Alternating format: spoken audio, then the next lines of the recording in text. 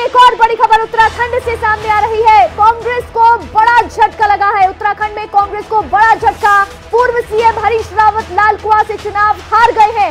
ये बहुत बड़ी खबर उत्तराखंड के लिए हो जाती है। आपको बता दें, पूर्व सीएम हरीश रावत लाल कुआं से हारे हैं और ये कांग्रेस के लिए बड़ी खबर इस समय जो सामने आ रही है। कांग्रेस को बड़ा झटका लगा है। रतूड़ी जी मेरे साथ जुड़े हुए हैं। रतूड़ी जी, अब तो पूर्व सीएम हरीश रावत की हार हो गई है सर, अब क्या कहेंगे? अब किसका इंतजार करेंगे?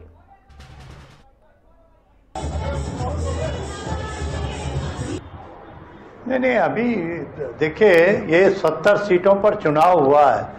निश्चित तौर पर ये हमारे लिए सोचने का विषय है कि पूर्व सीएम हरीश रावत जैसे कद्दावर नेता चुनाव हारे हैं, तो ये चिंता का विषय है। लेकिन अभी 70 विधानसभाओं पे चुनाव हुआ, केवल एक विधानसभा पे नहीं, बाकी सभी का जब निर्णय आ जाएगा तो 70 विधानसभाओं पर तो चुनाव हुआ है। लेकिन रतूड़ी जी, पूर्व सीएम की हार, हरीश रावत जो बड़ा चेहरा है, जो कि आपके मुख्यमंत्री रहे हैं, आपके लिए 10 साल कांग्रेस ने दिए उत्तराखंड को, इन 10 सालों में हरीश रावत की भूमिका बड़ी हो जाती है, लेकिन इनकी हार को आप स्वीकार करते हैं? आप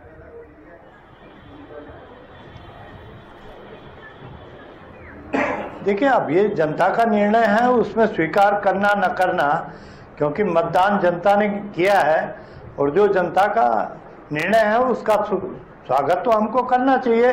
लेकिन ये दुर्भाग्यपूर्ण है, क्षेत्र के विकास के लिए भी दुर्भाग्य है कि एक कद्दावर नेता अगर चुनाव हारता है तो उस क्षेत्र को भी कहीं ना कहीं। सुशील जी, हरीश रावत की जो हार हुई है उसे आप कैसे देख रहे हैं सर, कि जो एकदम एंड मौके पर जो है हम कह सकते हैं कि जो सीट में बदलाव हुआ, क्योंकि पहले उनके लिए सीट अनाउंस भी हो गई थी, लेकिन फिर उनकी बेटी को दे दिया और फिर उसके बाद लाल कुआं उन्हें भेज दिया गया, जिसके बाद उन्होंने खुद ट्वीट करके अपनी जनता से माफी मांगी और फिर लाल कुआं की जनता के साथ उन्होंने जुड़ने का प्रयास किया।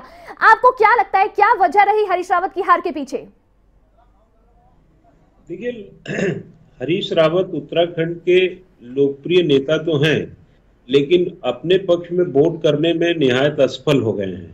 रामनगर से जो लाल कुआं तक की यात्रा थी, यह कहीं ना कहीं जनता में यह भी एक दृष्टिकोण पैदा कर दिया कि अगर रामनगर से चुनाव, पहली बात तो आपको डिक्लेयर नहीं करना था, 22 दफे कर दिए थे तो आप पार्टी को मना लेना चाहिए था।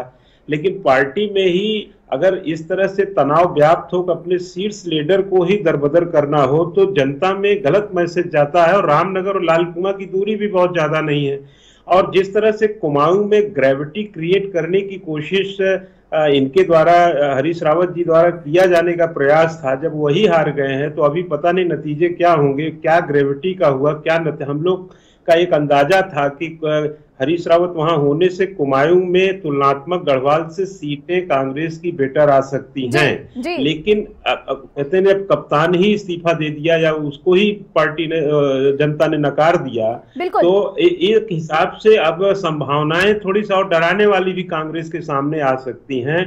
और जिस तरीके से अंदर जनता के मत क्या थे और कांग्रेस क्या समझ रही थी, कांग्रेस बिल्कुल, देखिए इन नतीजों के साथ जनता का मूड इस बार क्या रहा है, इसको भी बहुत ज्यादा स्टडी करने का विषय है इस बार ये उत्तराखंड में। लेकिन कुंवर जतेंद्र जी, आपके पास आते हुए, इस बार देखिए अभी लाल कुआं से जो हम खबर आपको बता भी रहे हैं कि हरीश रावत हार गए हैं, बीजेपी की जाहिर तौर पर यहाँ पर जीत हुई है, आप कैसे देखते हैं? क्या इसे बड़ी जीत के तौर पर देखेगी बीजेपी?